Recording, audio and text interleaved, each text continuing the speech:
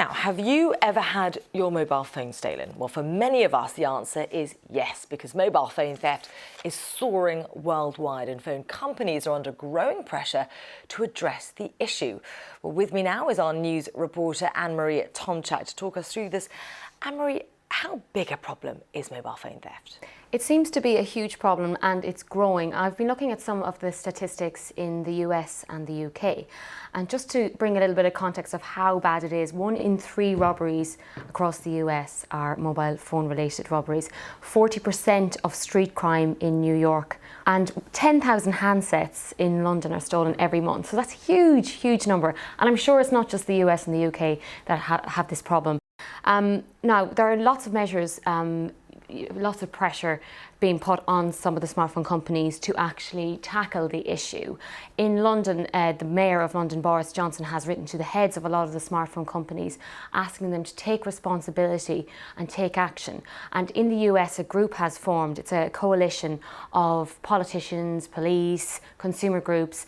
This is basically trying to put pressure on the mobile phone companies to find new ways to actually combat the issue. So let's talk about some of these new ways. You're right, it is a big problem, isn't it? I guess mobile phones these days are so expensive, aren't they? And our lives are on them. They can run to $400-500 a handset. I've certainly had my phone stolen a few times. So I'm very interested to know, what are these new measures that are being discussed? Well, one of the measures that's been looked at and considered at the moment is the kill switch. And this would basically be a switch that you can power on to actually render the phone unusable. But there's lots of speculation about how that would work, whether there's, an opt-in or opt-out policy. Is it mandatory to have this kill switch if you're going to buy the phone? Others are saying, what would happen if you dropped your phone down the back of the couch and you've, put the kill switch on?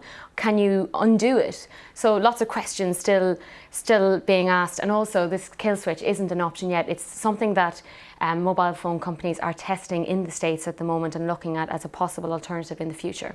So it's not online, it's still in test mode. And of course, Yes. It doesn't address the question that the actual physical components of the handsets themselves will still be very valuable. Well, that's it. And thieves can easily sell on the phones to more shady operators who can then deconstruct the phones and sell on the components. So there's still money to be made in stealing mobile phones. Now, we've asked our Facebook followers about what they think about the idea of this kill switch and also about whether or not it's a big problem where they live. And we've got a huge response. I'm not surprised. Yeah, a couple of hundred comments within the space of a few hours.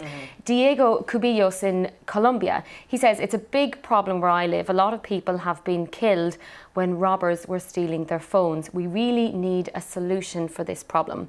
And in the Philippines, we heard from Guada Paredes saying it's also a problem here. Unfortunately, thieves would kill if a victim doesn't give up his phone. Now, we asked people for their thoughts on the best way to tackle the problem. And one of the comments that came in from Afghanistan, from Ahmed there, says a kill switch is a good way, but it works through an internet connection. And here in Afghanistan, we use cell phones without internet mostly. Finally, a good idea coming in from Patrick in Kenya. He says, flood the market with phones to a point that supply would supersede demand and every phone would become useless. Anne-Marie Tomchak, fascinating stuff. Many thanks.